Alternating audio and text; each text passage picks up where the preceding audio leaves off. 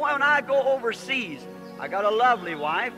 Now I tell her now, goodbye, sweetheart. You pray for me now. She prays for me. When I'm overseas and we're gone for months, and I pick up a letter, she'll say, "Dear Billy, I am sitting here tonight with the children, thinking much of you." Now I see what she's writing on the paper, but you see, I love her so much that I can read between the lines. I know what she's talking about, see? And that's the way it is with God. You can't just sit down and read it in a cold, formal heart. You've got to be in love with the author, and then you can read between the lines. Then you have an understanding of it. Et c'est comme ça avec Dieu. Vous ne pouvez pas simplement vous asseoir et lire cela avec un cœur formaliste et froid. Vous devez être amoureux de l'auteur. C'est alors que vous pouvez lire entre les lignes. Okay. Nous sommes dans la joie ce soir d'être encore parmi tout le peuple de Dieu ici présent. Et nous remercions le pasteur pour nous avoir placé encore aujourd'hui pour parler de la part de Dieu. Nous allons nous mettre debout pour dire un mot de prière. Seigneur Dieu Tout-Puissant, toi, l'auteur de la parole, nous sommes ce soir, Seigneur, parce que nous avons soif d'écouter ce que toi tu as prévu pour ce soir.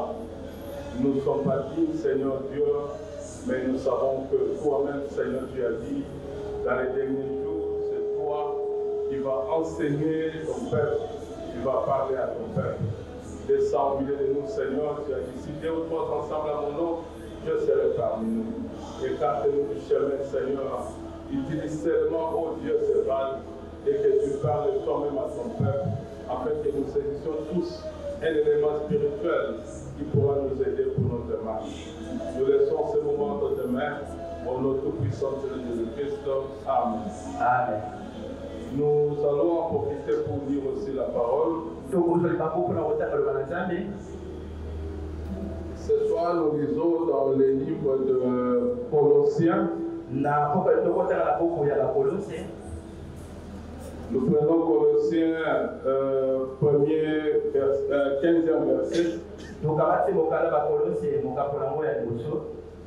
Et nous allons lire jusqu'au 29e verset.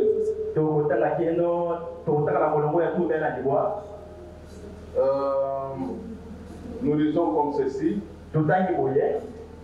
Il est l'image du Dieu invisible, le premier-né de toute la créature.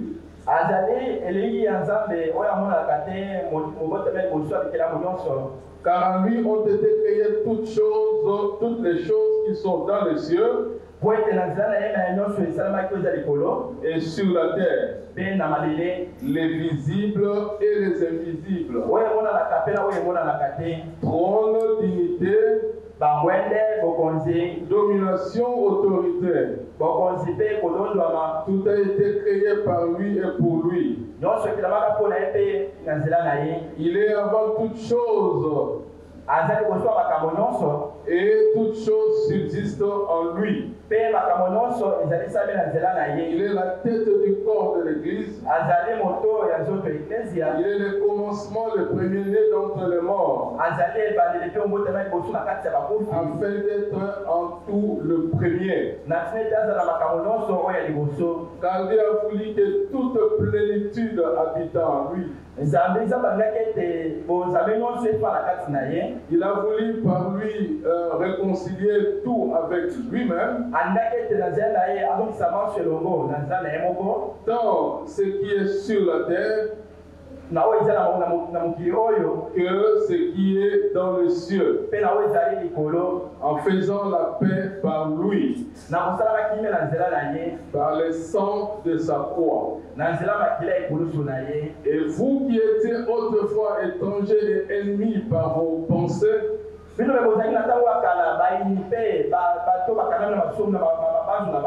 par vos mauvaises œuvres, il vous a maintenant réconcilié par sa mort dans le corps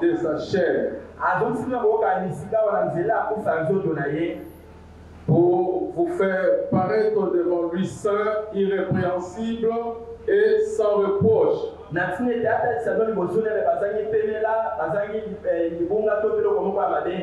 Si du moins vous demeurez fondé et inébranlable dans la foi, sans vous détourner de l'espérance de l'évangile que vous avez attendu, qui a été prêché à toute créature sous le ciel et dont moi, Paul, j'ai été ministre. Je me réjouis maintenant dans mes souffrances et je me réjouis maintenant dans mes souffrances pour vous et ce qui manque aux souffrances de Christ. Je l'achève à ma chair pour son corps, qui est l'Église. C'est d'elle que j'ai été fait ministre. C'est d'elle, c'est-à-dire l'Église. Oui. Selon la charge que Dieu m'a donnée auprès de vous,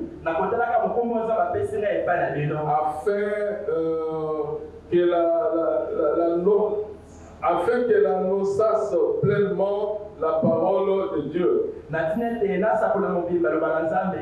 Le mystère caché de tous les temps et dans tous les âges, mais révélé maintenant à ses saints, à qui Dieu a voulu faire connaître quelle est la glorieuse richesse de ces mystères parmi les païens. Savoir Christ en vous, l'espérance de la gloire. C'est lui que nous annonçons, exhortant tout homme et instruisant tout homme en toute sagesse, afin de présenter à Dieu tout homme devenu parfait en Christ. C'est à quoi je travaille, en combattant avec sa force qui agit puissamment en moi. Que Dieu ajoute la bénédiction à la lecture de sa parole. Nous pouvons nous asseoir et nous pouvons directement commencer notre enseignement de ce soir. Là où nous venons de lire, Frère Branham a prêché un sermon intitulé Christ et les mystères de Dieu révélés.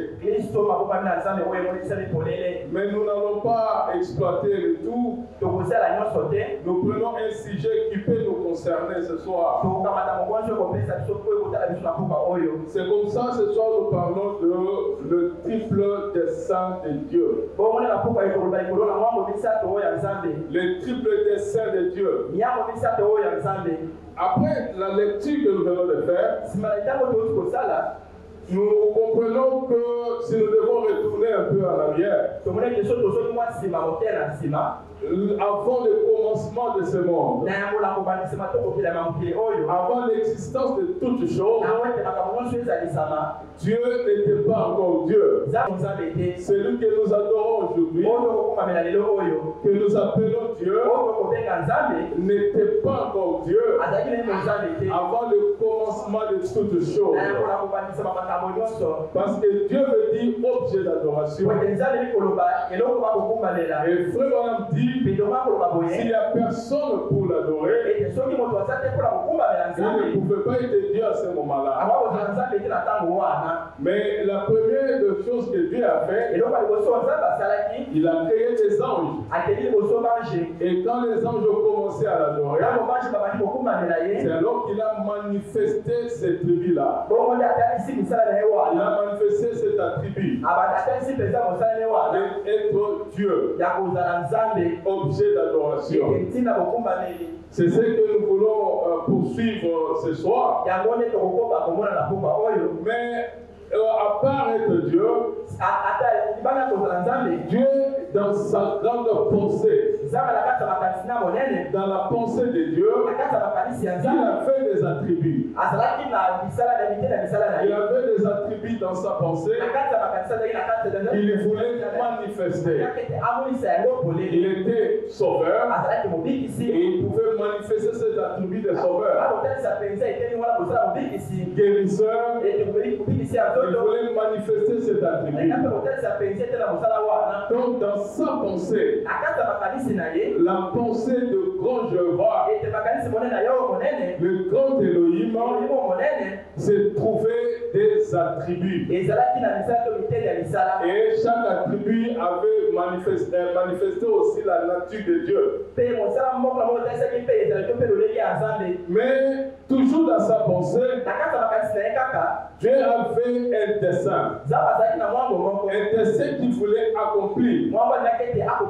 Il a manifesté les attributs. Il pouvait créer le monde. Il a tout fait. Mais dans sa pensée, il restait toujours attaché à un dessein. Mais ce dessein-là était aussi dans un grand mystère. On ne peut pas comprendre ce dessein si ce mystère-là ne dévoile pas le dessein. Nous pouvons lire Christ le mystère de Dieu revenez, paragraphe 102. Nous allons un peu progressivement. Nous allons beaucoup lire, mais nous lisons ensemble. Parce que Frère Branham a porté ça comme une leçon de cours de dimanche. Et nous allons monter petit à petit. Maintenant, le mystère secret de Dieu qu'il détenait avant le commencement du monde. Là, tout au fond de la pensée de Dieu, il y avait quelque chose qu'il cherchait à accomplir. Et qu'il allait accomplir. Et c'était dans un but. C'était afin qu'il puisse s'exprimer. Parce qu'au début, il n'y a pas même de lignes. Il n'y avait pas même de lignes. D'étoiles, d'atomes, de molécules, ni quoi que ce soit. Il était Dieu, mais il n'était pas tout à fait Dieu à ce moment-là. Parce que Dieu était l'objet d'adoration. Et il n'y avait rien pour l'adorer. Donc il avait dans sa grande pensée le désir de voir ses attributs s'exprimer. L'amour, c'était en lui. D'être un père, c'était en lui. D'être un fils, c'était en lui.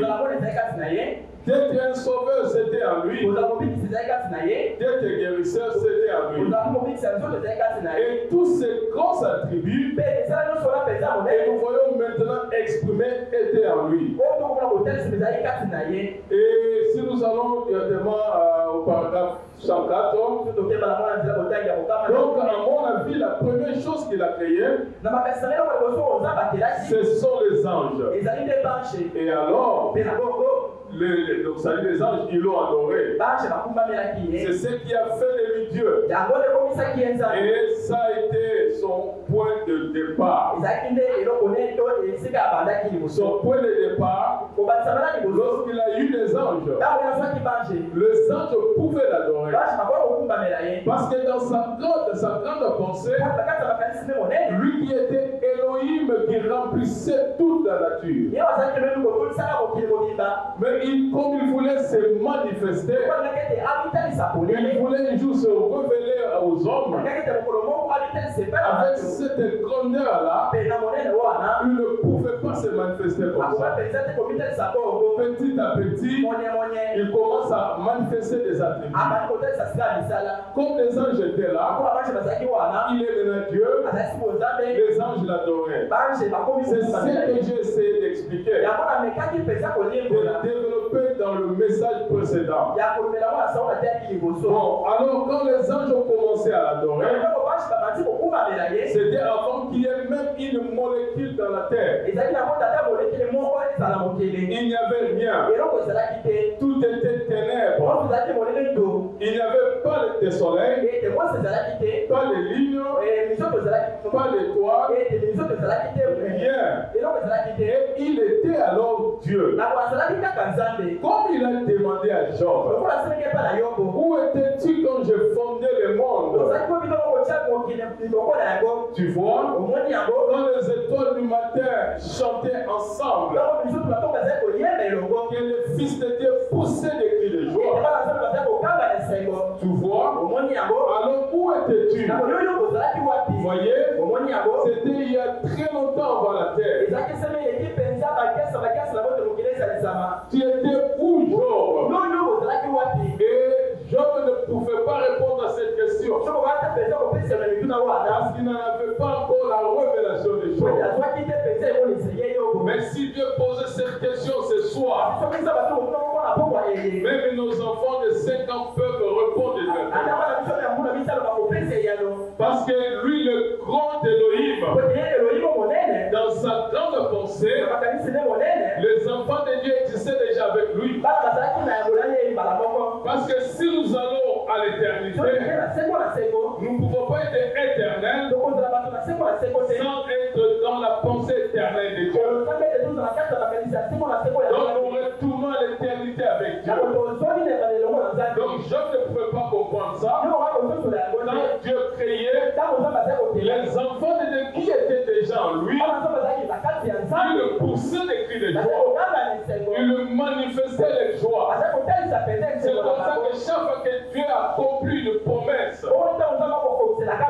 la promesse de l'heure, c'est toujours accompagné de bruit,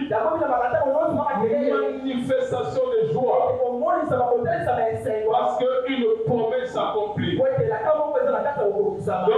les enfants de Dieu étaient avec Dieu dans sa pensée. Et nous remarquons que pendant que Dieu voulait voir ses attributs s'exprimer, nous disons qu'il y avait en lui un dessein. Il a manifesté ses attributs, mais il reste toujours un dessein dans sa grande pensée. Mais ce dessein-là était triple. C'est ce que nous allons développer après. Mais pour se reposer ce dessein-là, ce dessein était reposé dans un grand mystère. Et tant que ce mystère ne pouvait pas libérer ce dessein, personne ne pouvait comprendre. Et même si la terre commence à exister, le prophète pouvait venir, Dieu pouvait tout faire, mais tant que cette pensée ne pouvait pas libérer ce mystère, ce dessein était attaché dans ses bases, et ça ne pouvait pas montrer réellement ce que Dieu voulait faire. Nous pouvons lire ça dans le paragraphe 105. Toujours Christ est le mystère de Dieu révélé. Alors Dieu avait un dessein et un mystère caché. Et c'est de cela que je veux parler à l'église ce matin. Du mystère caché de Dieu. Il avait dans sa pensée dès avant le commencement du monde. Et comment cela s'est dévoilé au fil du temps. Jusqu'à cette heure présente où nous vivons. Voyez? Alors vous comprenez clairement là, vous comprenez également là. Voyez ce qui, je crois, est en train de s'accomplir. Est en train de s'accomplir. Donc le mystère devait être constamment être dévoilé au fil du temps. Mais cela ne pouvait pas être tout dévoilé avant le temps de la fin. Parce que remarquez même le grand prophète Daniel, lorsqu'il voyait s'approcher la fin des choses, et lorsque l'ange Gabriel est venu le visiter, il lui révélait tout le secret du monde. Mais le plan de la rédemption complète aussi. Mais il y a des choses qui dépassaient Daniel, parce que ces choses concernaient le temps de la fin. Et Daniel voulait savoir. Il dit, mais quelle sera l'issue de ces choses? J'entends tellement de choses, j'entends des mystères, mais je ne peux pas comprendre cela. Mais dis-moi, Gabriel, comment ces choses vont se terminer? Mais l'ange Gabriel lui dit, toi Daniel, c'est vrai que tu es un grand prophète, mais tu t'en vers ta fin. Forcément, va te reposer en paix, car ces choses seront tenues secrètes et cachées jusqu'au temps de la fin. Il y a un peuple au temps de la fin, car ces choses elles sont destinées, c'est à elles de comprendre le dessein de Dieu, le mystère caché dans la grande pensée de Dieu. Il y a un temps pour cela. Mais pendant tout le reste du temps, aucun prophète ne pouvait saisir, ne pouvait vraiment comprendre cette destin. C'est comme ça que Branham dit. Nous pouvons voir dans toujours Christ révélé dans sa propre parole. Christ est le mystère de Dieu révélé. Nous allons au paragraphe 140.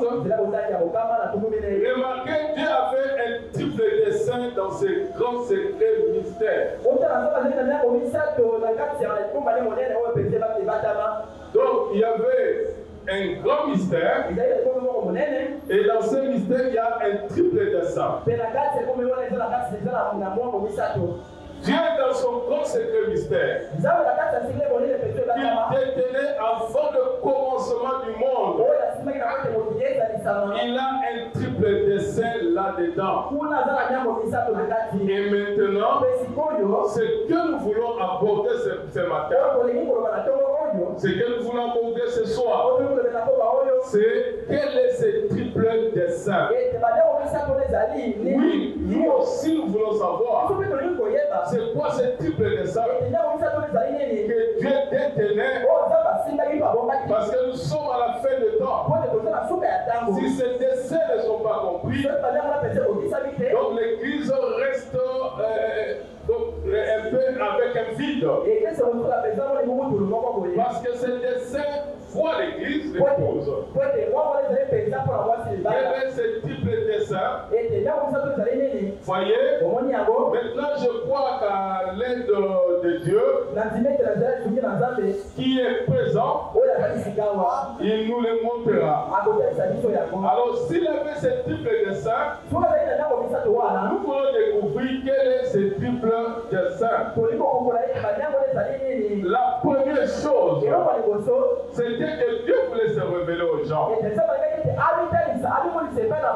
Il ne pouvait pas le faire en tant que grand Dieu Jéhovah qui couvrait tout l'espace, le temps et l'éternité.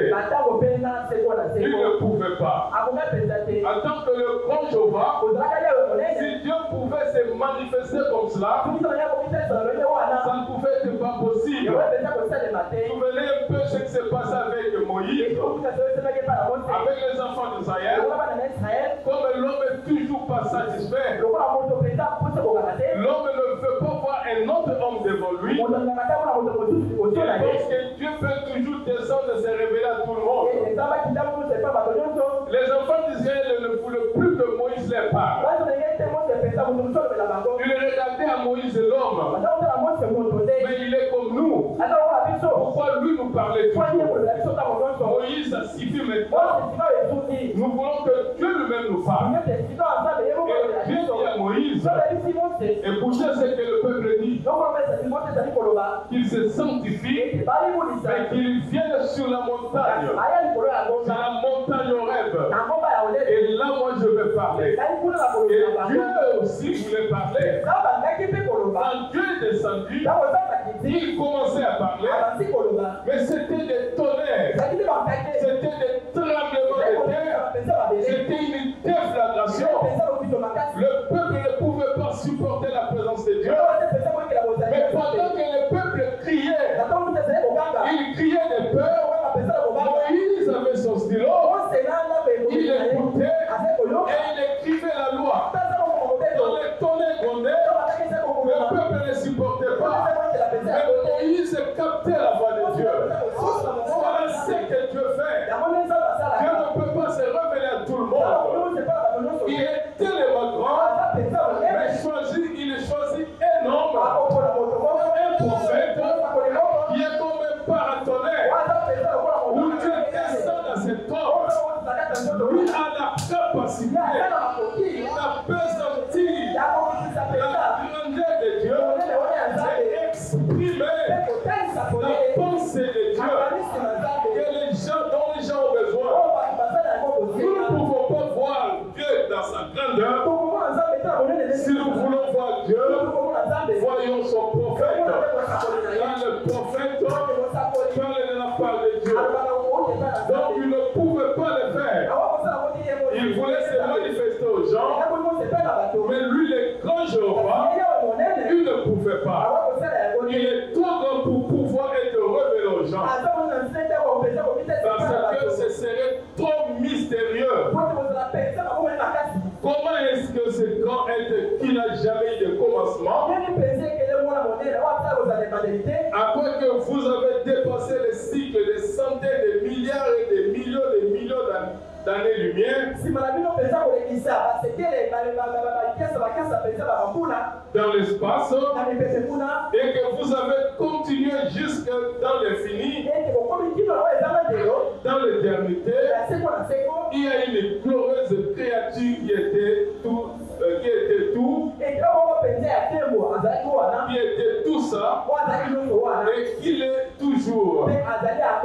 Donc, Dieu ne peut pas se révéler comme cela. Et les gens ne peuvent pas supporter. Il est tellement grand, mais il ne peut pas se révéler comme cela. Mais Dieu voulait à tout prix se révéler. Il va utiliser un système, un moyen, pour que son dessein puisse être révélé. Mais lorsque nous essayons d'aller de l'avant, et nous voulons comprendre ces triples desseins, qui est dans ce grand secret de Dieu, ce qui est très important, c'est un secret qui ne concerne que l'épouse. Comme ça concerne l'épouse, on me dit, les dénominations doivent se mettre déjà de côté. Ils ne peuvent pas contenir cela. C'est comme ça que nous parlons même du message aux dénominations, prenons des choses qu'ils peuvent facilement comprendre. On ne peut pas aller avec des grands mystères. Ils ne peuvent pas saisir. Prenons Christ, c'est le mystère de Dieu révélé. Paragraphe 146. Qu'est-ce que Dieu veut faire avec le triple dessein? Quand j'y pense, ok, quand j'y pense, je vois les dénominations disparaître de la scène. les dénominations disparaissent de la scène. Et tous les restes se retiraient. Voyez, quand je vois les grands desseins de Dieu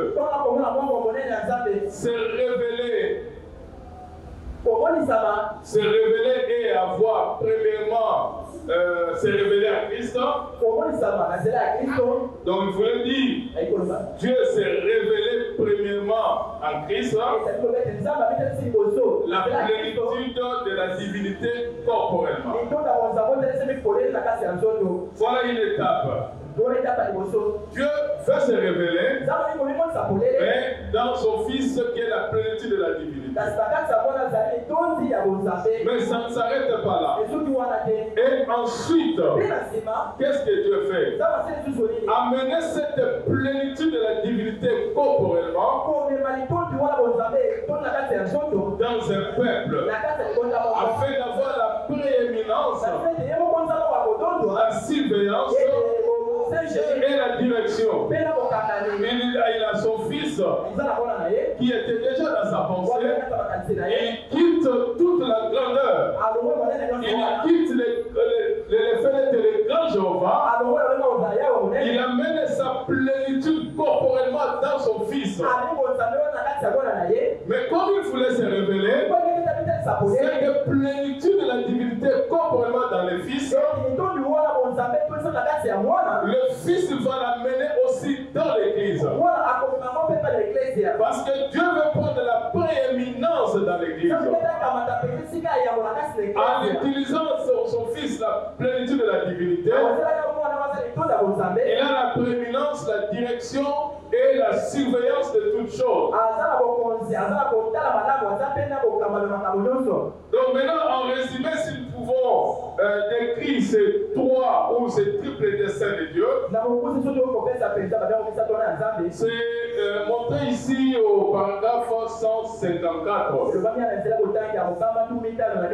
Comme j'avais dit que nous allons un peu lire beaucoup, mais nous lisons ensemble pour essayer de comprendre ce que Dieu veut nous dire.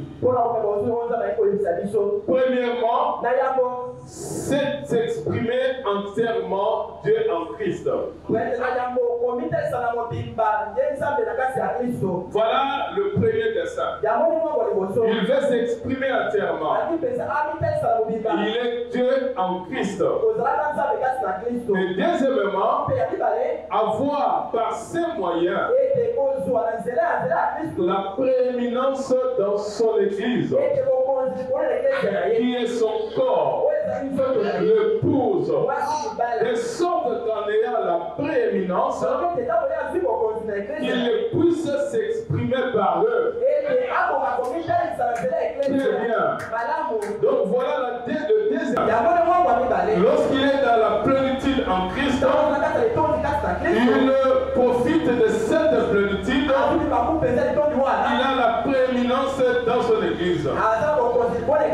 Mais le troisième dessein, rétablir le royaume dans sa position correcte.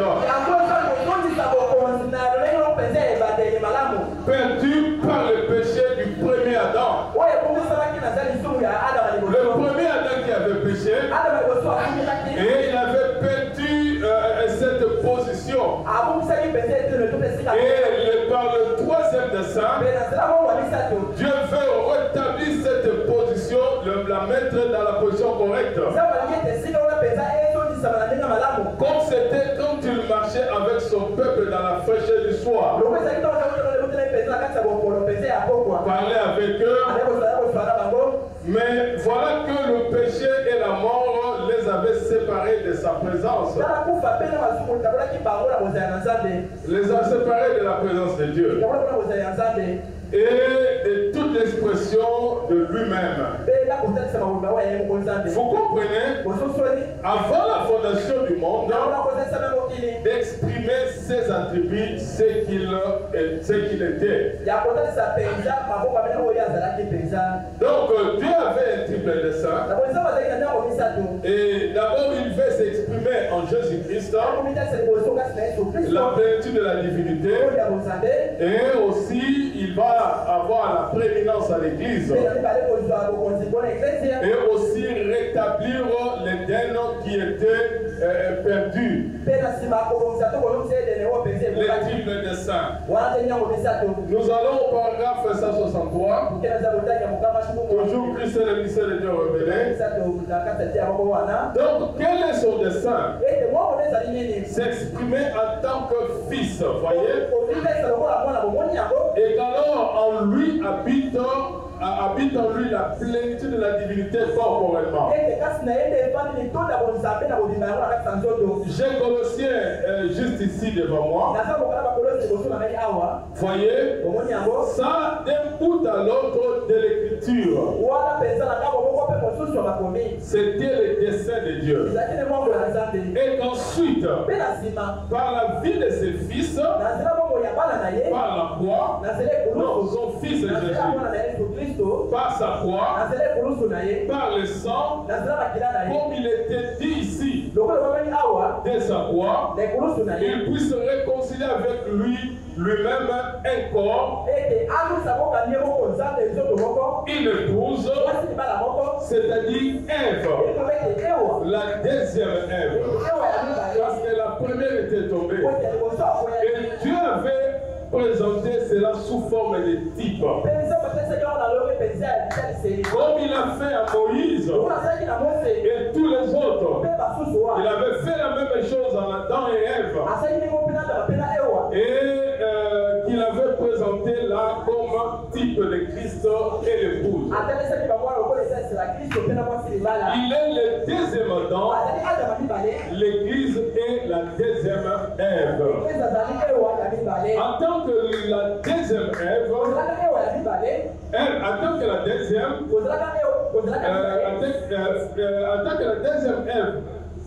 oui, en tant que la deuxième Ève, elle fait des compromis au détriment de la parole.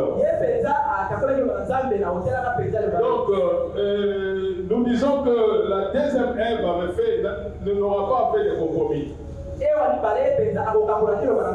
La première Ève avait fait des compromis, mais remarquez que Frère Branham insiste sur la deuxième Ève. Et nous pouvons lire ça dans le chef-d'œuvre, paragraphe 172. Je crois que c'est le stade qui se suit comme ça. Voilà. La première Ève qui est tombée, elle a été utilisée dans la deuxième réforme. La première Ève qui était tombée, on l'utilise dans la deuxième réforme. Quelle est cette deuxième réforme? La deuxième venue. La deuxième venue de Christ. Comme pour produire un enfant, elle est maintenant redevenue la véritable épouse, la sémence. Revenue tout droit à la parole originelle. L'alpha et l'oméga, c'est le même. Il a dit, je suis l'alpha et l'oméga. Il n'a jamais dit être quelque chose entre les deux. Je suis l'alpha et l'oméga, le premier et le dernier. Oui, monsieur. Le premier ministère et le dernier ministère, c'est le même. Le premier message et le dernier ou deuxième message, c'est la même chose.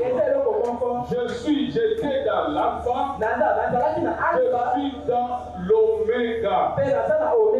Il y aura un jour qui ne sera ni jour ni nuit, mais au temps du soir, il y aura de la lumière. Voyez-vous, l'alpha et l'oméga, on y est maintenant. Le premier et le dernier. Oh là là, frère, on pourrait passer des heures là-dessus.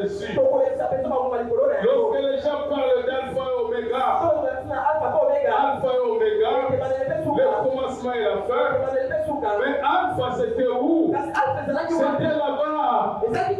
Jésus-Christ est dans son corps. C'est là où il était alpha. Mais pour être oméga, mais dans son retour, il a un autre corps. Il est dans un autre ministère. Mais c'est le même ministère. Pourquoi le même ministère? Parce que la terre principale reste toujours Jésus-Christ. Il était là-bas, mais il est ici. Il est dans le même ministère. Tout ça dans le souci de révéler son dessein. Parce qu'il disait que dans son premier dessein, il voulait se révéler. Mais il ne peut pas se révéler au cours des âges. Il va se révéler à la fin. Les prophètes sont venus, ils ont parlé de lui, mais il a donné une portion de la parole. Il a donné une portion de son esprit pour parler de lui. Parce que la grande révélation va venir au temps de la fin. Pourquoi? C'était caché dans un mystère. Donc ce mystère-là n'était pas révélé. La révélation complète de Jésus-Christ ne pouvait pas être au cours des âges. Il ne doit se révéler qu'au temps de la fin. Rappelez-vous sur le chemin de Maïs, il y avait des disciples qui parlaient de Jésus, qui étaient deux. Ils parlaient de Jésus. Cléophas et son frère, ils parlaient de Jésus. Ils marchaient. Mais Jésus était parmi eux. Parce que la parole dit, si deux ou trois ensemble mon nom, je serai parmi eux. Mais quand il était là, il leur parlait. Il leur révélait toutes choses. Depuis les psaumes, depuis les prophètes, tout ce que les prophètes ont dit, Jésus leur parlait. Il ne pouvait écouter. C'était satisfaisant à l'oreille. Mais il ne pouvait pas comprendre. Il regardait à la personne, mais il ne pouvait même pas le comprendre. Il le voyait, non. Mais il ne l'a pas compris. Le me dit, ils ont marché pendant 6 heures. Pendant 6 heures. Il était le type de cet âge de l'Église. Au cours de 6 âges, Dieu ne peut pas se révéler complètement. Mais on parlait de lui. Il ne se révèle pas complètement. Et quand on arrive proche de l'endroit où ils allaient, c'était vers le soir. Parce que la promesse aussi, c'est vers le soir que la lumière doit venir. Mais quand ils arrivent le soir, ils entrent à l'endroit, ils ne le comprenaient toujours pas. Pourquoi? Parce que le secret avait été dévoilé devant eux. Mais où étaient ces secrets? Jésus a pris le pain, il a coupé devant eux, il a brisé le pain. Frère, on me dit, c'est l'ouverture de la parole. C'est pour représenter la parole. À l'ouverture de la parole, Jésus n'est plus inconnu. Nous devons le connaître. Nous devons le voir. Il n'est plus inconnu. Il ne se cache plus. Oh, croyant, nous devons le voir. Quand ils l'ont vu, ils l'ont compris, mais il est disparu. Parce qu'il y avait autre chose qui devait se passer. Voilà ce qui arrive. Le commencement et la fin. Mais au cours des âges, Dieu pouvait se manifester. Mais on pouvait parler de lui en petite portion. Même Paul dit, aujourd'hui, nous voyons au moyen des miroirs. Nous commençons à partir. Nous prophétisons à partir. Mais quand le parfait viendra, tout ce qui est partiel sera de côté. Parce que le parfait est venu. Mais le parfait viendra lorsque le pouvoir de l'infaillibilité sera donné à un homme. Voilà l'oméga. Voilà alpha et oméga. Le même ministère. Mais nous ne pouvons pas perdre de vue l'acteur principal. Il s'agit de Jésus-Christ lui-même. Il est l'acteur principal. Mais il change seulement des costumes. Il change de forme. Pourquoi? Parce qu'il avait dit aussi, le monde ne peut pas me voir, les incroyants ne peuvent pas me voir, la dénomination ne peut pas me voir. Pourquoi? Il faut me regarder dans cette forme-là. Alors que moi je change de forme, je veux me revenir qu'à vous, à mon épouse. Il y a que l'épouse qui va connaître son époux. Mais celui qui n'est pas épouse, pourquoi il va connaître l'époux? Voilà le secret. Nous pouvons continuer. Maintenant, regardez encore. Donc, dans son titre de ça, Dieu voulait se manifester en Christ. Entrer dans un corps par Jésus-Christ pour avoir la prééminence, rétablir l'Éden, restaurer ce qui a été perdu. C'était la seule chose qui n'était pas encore en ordre. Toutes ces autres choses étaient en bon ordre. Mais il restait une chose qui n'était pas encore en ordre. Parce que jusque-là, il a tout libéré comme attribut. Mais lui, le grand éternel, lui, le Père, il a encore dans sa grande pensée un mystère qui était caché là-bas. C'est comme ça, vous voyez, quand nous parlons de cet honneur, quand les gens parlent de cet honneur, là aussi, il y a toujours une controverse. Tant que la personne qui détient cette pensée ne descend pas, on ne peut pas comprendre ce mystère. C'est un mystère qui est lié. Nous pouvons lire ça, mais nous allons aller progressivement. Nous pouvons lire Christ est le mystère de Dieu révélé, paragraphe 203. Paragraphe 203. Toutes ces choses étaient des types qui le représentaient. Qui représentaient Dieu. Donc ils représentaient Jésus. C'était des types qui le représentaient simplement sous forme de type. Mais le mystère était toujours caché. Le mystère était toujours caché. Ces hommes ne savaient pas ce qu'ils faisaient et ils faisaient. Ils savaient seulement qu'ils étaient conduits par l'Esprit.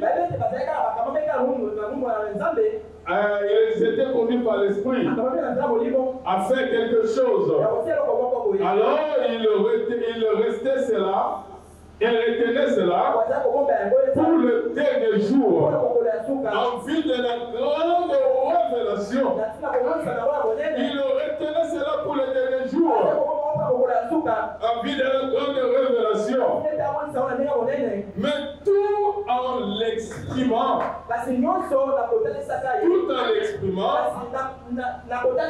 il s'est exprimé à Moïse, en David, en Joseph, en Élie, et ainsi de suite. Tout au long, nous pourrions prendre chacun de ces prophètes, présenter les vies et montrer qu'elles exprimaient Jésus-Christ parfaitement. La vie de chaque prophète, il parle même de Moïse, David et tous les prophètes. Chacun dans sa vie exprimait Jésus-Christ. Par contre, il n'a jamais livré la totalité de son secret. Peu importe ses prophètes, la totalité du secret était toujours dans la pensée du grand Elohim, dans la pensée du Père. Il attendait de le faire connaître dans les derniers jours. Comme il l'avait promis, il attendait qu'il soit pleinement compris. Vous voyez, avant de pouvoir s'exprimer, s'il disait tout, donc c'est paragraphe 110. Voilà, s'il disait tout, voyez-vous, cela démontrait ce qu'il était. Ce prophète, c'est le prophète Dieu. Plus que, non, c'est le prophète Jésus. C'est le prophète Dieu. Plus qu'un prophète. Il était Dieu. Tout ce que le prophète avait s'est trouvé en lui. Donc, je vais pas donner les titres. Ça, c'est Dieu est identifié par ses caractéristiques. Oui, donc c'est le paragraphe 110. Voilà, tout ce que le prophète avait été, s'est trouvé en lui. Et plus. Le prophète avait seulement une portion de la parole. Lui, il avait toute la parole. Il était la parole dans sa plénitude. Mais remarquez, il y a un mais. Il y a toujours une opposition là-bas. Le prophète avait des portions de la parole. Mais remarquez, Dieu à plusieurs reprises a parlé de plusieurs manières par de petites portions. En ces derniers jours, la plénitude de la parole est venue dans son Fils Jésus-Christ. Dieu fait chair parmi nous. Après avoir parlé par de petites portions au cours des âges, et les prophètes pouvaient parler de lui, mais en ces derniers jours, la plénitude est venue. Mais c'est toujours Jésus-Christ qui s'est fait chair aujourd'hui. Pourquoi il s'est fait chair aujourd'hui? Parce que c'est au temps de la fin. C'est maintenant qu'il veut libérer la révélation complète de Jésus-Christ. Nous sommes au temps de la grande révélation de Jésus-Christ. Comme nous avons lu, c'était l'un de ces dessins. Pour libérer ces dessins-là, il voulait se révéler lui-même. Et avant ce temps-là, avant ce temps du soir, le prophète ne faisait que parler de lui-même en petites portions. Voilà. Et nous pouvons prendre le 7e psaume pour terminer. Et nous sommes au paragraphe 394. Donc là, nous poursuivons toujours ce mystère. Nous voyons pourquoi est-ce que Dieu ne révèle pas ce mystère avant que lui-même soit là. Oh, il y avait une raison pour laquelle Dieu a fait donner ces 7 voix. C'est parce que c'est quelque chose qui doit arriver. Vous voyez? Alors, nous voyons que Christ et l'agneau a pris les livres dans sa main et qu'il a ouvert le 7e psaume. Mais vous voyez, c'est un mystère caché. Personne ne les connaît. Personne ne les connaît. Mais dans ces mystères, nous venons des livres, il y avait un triple dessein de Dieu. Mais personne ne connaît ce mystère. Mais cela concorde parfaitement avec ce qu'il a dit. Que personne ne saura quand il vient. Et il n'allait pas connaître ce mystère de s'étonner non plus. Donc vous voyez, il y a un lien entre les deux. Il y a un lien pour que Christ se révèle lui-même. Cette révélation a été détenue par les sétonnaires. Les sétonnaires détiennent ce mystère. Le mystère de la révélation de Jésus-Christ. Pour que nous comprenions ce qui est Jésus-Christ aujourd'hui, les sétonnaires doivent nous donner cette révélation-là. C'est comme ça que même dans le son que nous voyons, quand nous lisons, Frère Branham parle. Il dit que les sétonnaires avaient détenu ce mystère. Nous pouvons les lire progressivement. Mais nous comprenons jusqu'à ce soir. Et jusque-là, tant que Dieu ne donne pas la révélation de ces grands mystères, il ne peut pas aussi, nous ne pouvons pas aussi comprendre les triples desseins. Et le premier dessein, c'était la révélation de lui-même Jésus-Christ et prendre la prééminence à l'Église. Et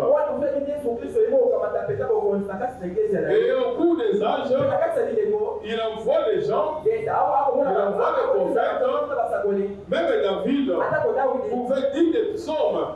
Et nous disons chaque fois, mais vous remarquez qu'il exprime, c'est comme si c'est Jésus-Christ qui parlait. C'était comme ça que Dieu voulait laisser faire des choses pour arriver jusqu'au temps de la fin. Et quand nous arrivons au temps de la fin, c'est là que nous allons bien comprendre ces triples desseins de Dieu. Dans ces triples desseins, qui est dans ces mystères, donne la foi de l'enlèvement à l'épouse. Si l'épouse ne comprend pas ce mystère, n'espérez pas l'enlèvement. C'est impossible. C'est Barnabé qui le dit. Et nous pourrons le comprendre au fur et à mesure. Pour ce soir, que Dieu vous bénisse.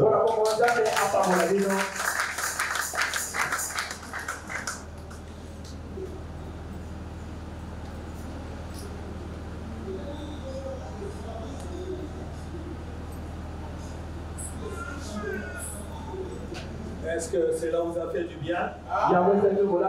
Que Dieu bénisse le prédicateur, le triple dessein de Dieu. Il a introduit et nous attendons la suite. Mais qu'est-ce que nous devons retenir pour aujourd'hui?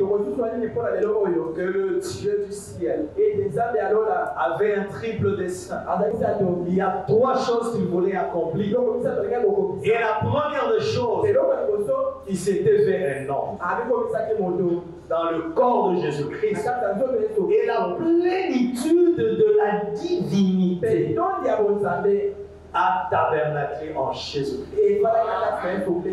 Jésus-Christ, quand il est né, il n'était pas Dieu. Il était un homme. Est-ce que vous êtes avec moi? C'était un corps que Dieu s'est fabriqué. Un corps qui ne vient pas de l'union d'un homme et d'une femme. Un temple que Dieu lui-même s'est bâti. Et le jour de son baptême, le grand esprit Elohim, tout ce qu'on pouvait appeler Dieu, la plénitude est descendue dans ce corps. Amen. Et dans ce corps, Dieu est venu pour accomplir un but. Il est venu pour te réconcilier avec lui-même. Toi qui avais perdu le contact avec Dieu à cause du péché, personne ne pouvait payer le prix si ce n'est Dieu lui-même. Parce que le prix était très élevé. Le péché étant venu par le sang, il fallait le sang pour te ramener à ta position. Mais qui pouvait payer le sang? Il n'y avait personne. Il fallait un proche parent. Alors Dieu se décida de venir lui-même. Mais Dieu n'habite pas dans un truc fait par les mains d'hommes. Quel temple me bâtirez-vous? Amen. Alors Dieu s'est créé lui-même un corps. Il a créé un temple. Et il est descendu dans sa plénitude et a tabernaclé dans ce corps-là. Et il a accompli l'œuvre de la rédemption.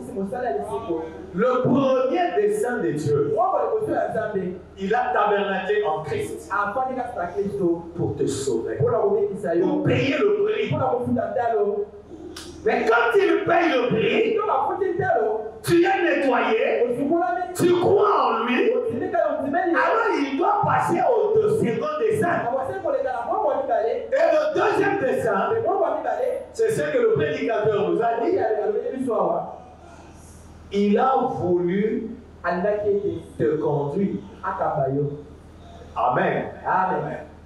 Qui s'était déversé en Christ dans sa plénitude, et cette plénitude est venue se déverser dans le corps, dans l'église, pas dans Shalom Tabernacle, mais dans le corps de Christ qui est répandu dans le monde. Que Dieu bénisse le prédicateur. Nous pouvons nous lever. L'éternel bien c'est le sang. Car nous ne prêchons pas comme les dénominations, mais nous avons un message. Des fois nous montons, parce que le plus il monte haut, mieux il voit et mieux il comprend les choses. Et quand il comprend les choses, il s'y attache et il marche. Dieu puissant, c'est Jésus, c'est le prince de paix, le Père de l'éternité. Numéro combien? 166, 166. En sagesse.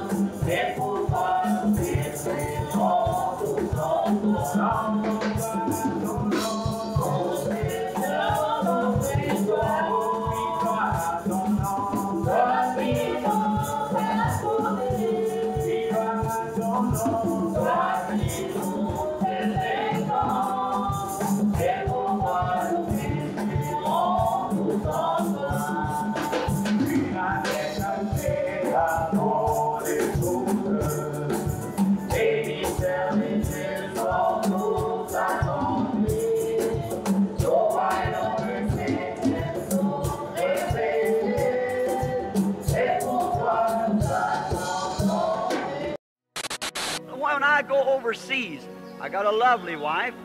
I tell her now, goodbye, sweetheart. You pray for me now. She prays for me. When I'm overseas and we're gone for months, and I pick up a letter, she'll say, "Dear Billy, I am sitting here tonight with the children, thinking much of you." Now, I see what she's writing on the paper, but you see, I love her so much that I can read between the lines. I know what she's talking about, see? And that's the way it is with God. You can't just sit down and read it in a cold, formal heart. You've got to be in love with the author, and then you can read between the lines. Then you have an understanding of the Scripture. Et c'est comme ça avec Dieu. Vous ne pouvez pas simplement vous asseoir et lire cela avec un cœur formaliste et froid. Vous devez être amoureux de l'auteur. C'est alors que vous pouvez lire entre les lignes